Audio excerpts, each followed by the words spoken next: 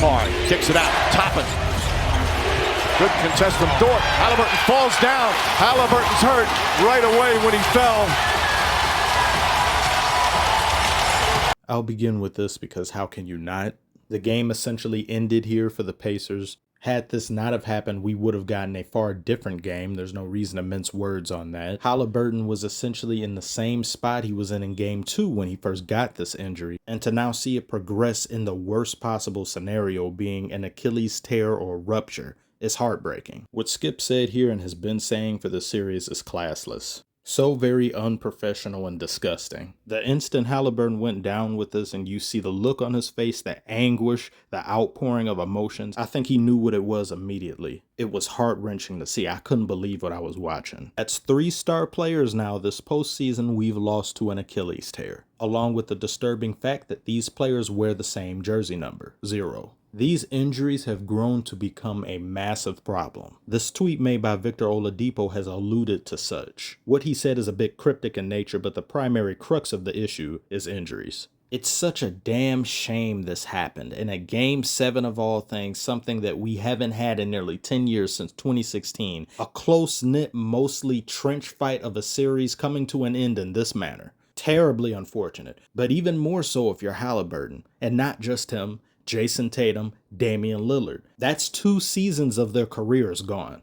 If they're lucky, 1.5. And they may not be themselves when they return. Kevin Durant came back mostly himself, but their games being Damian Lillard, Jason Tatum, Haliburton, their games are different than KD's. KD's game doesn't rely upon a quick first step or a burst of explosiveness to the same degree as a Haliburton or a Dame. Jason Tatum may be better off of the 3, but still, you just don't know how these players are going to look when they return. There's something to be said about a league that affords so much in the way of leniency in players playing games or doing their job. Yet players seem to be getting injured more than ever. And not only are these injuries increasing, debilitating injuries seem to have gotten way worse than they've ever been. The pace of play, you can point to that, but is that really the primary culprit?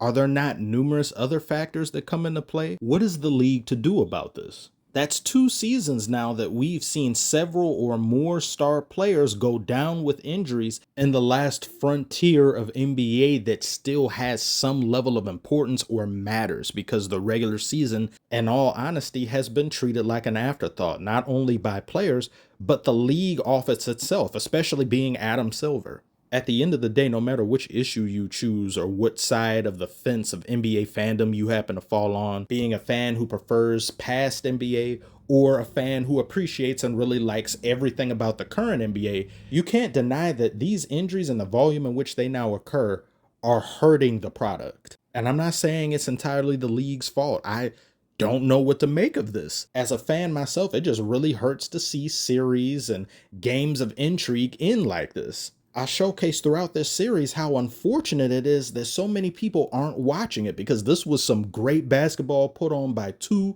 amazing teams. And I have to imagine that there were far more that tuned in for this Game 7 due to word of mouth and it being a Game 7, of course. And when they saw what happened with Haliburton, maybe they turned it off right then and there. Maybe they said, I really wasn't missing anything. I really hope he recovers. I hope he can still come back as mostly himself. With the run these Pacers had and the magic Haliburton displayed in so many fourth quarters, just to have the rug pulled from underneath him and the team, as a fan, it's so painful to bear witness to. But I'm not just going to blame it all on fate, because the league should be ashamed of themselves for how they officiated this series. There were numerous moments like this. Blatant fouls and non-basketball moves that were straight up ignored by refs. Decepticano is getting his hand held and he double takes at the ref like, bro, do you not see what he's doing? Are you going to call it or not?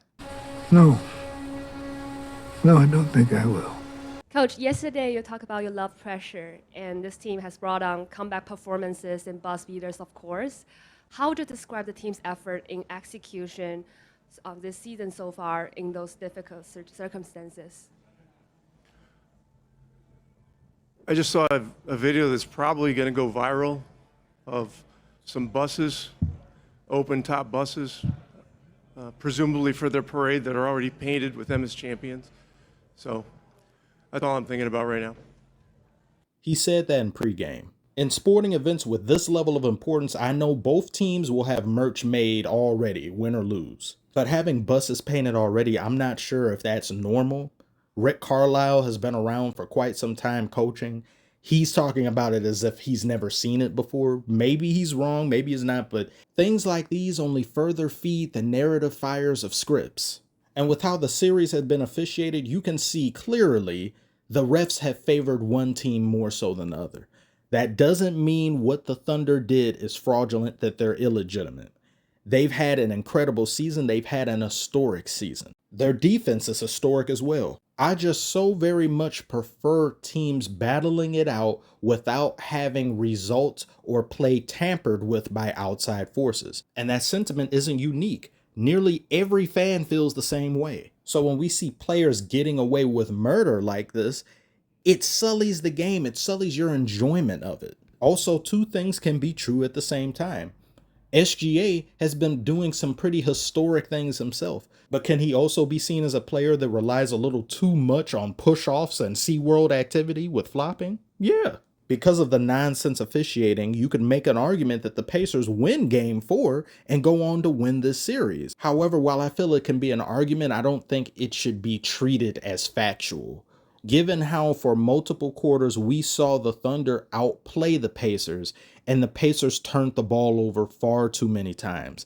This game being a chief example of such. For a majority of the second half, the Thunder remained at 0 turnovers, and a lot of the Pacers' turnovers were due to a result of bad passes, which unfortunately, had they had the services of Haliburton, I don't believe these passes would have been as bad as they were. In Haliburton, you have somebody who's one of the best creators in the NBA. The fluidity of the offense when he's around is near second to none.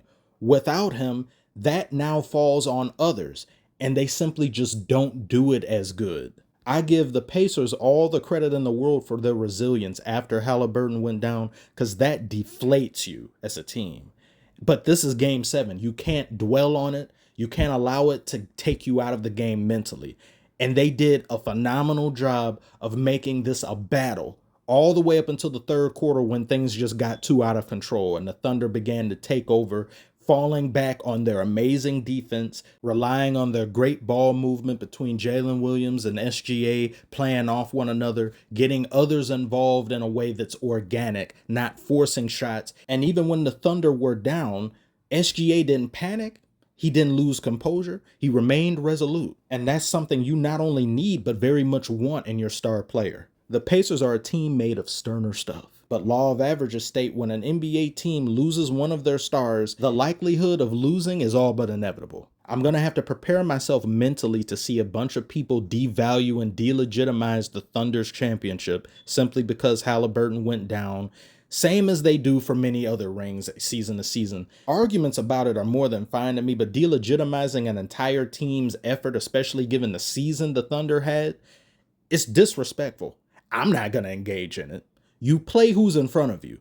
Injuries are as much a part of the game as scoring, assisting, rebounding. It's just an unfortunate truth. And all you can do as an athlete in these situations is play the cards you've been dealt, whether they favor you or are against you. In closing, I issue my hearty congratulations to the Oklahoma City Thunder. It's great to see them get their first championship, especially after thinking of what could have been with that original Big Three in Durant, Harden, and Westbrook. Franchises will go their entire history and not assemble even half as much talent as OKC did. But OKC didn't let that get them down. They built their team beautifully. They drafted to perfection, and they're the youngest team to win a championship in 48 years. They will be contending for quite some time. So again, congratulations, Oklahoma, to your fans and your players as well. You deserve it. Reality is often disappointing. Playoff mode, though, I hope wasn't. Tell me what you thought about the job I did this postseason, and what's been your overall opinion of these playoffs. Do let me know as I take the glasses off for the second time.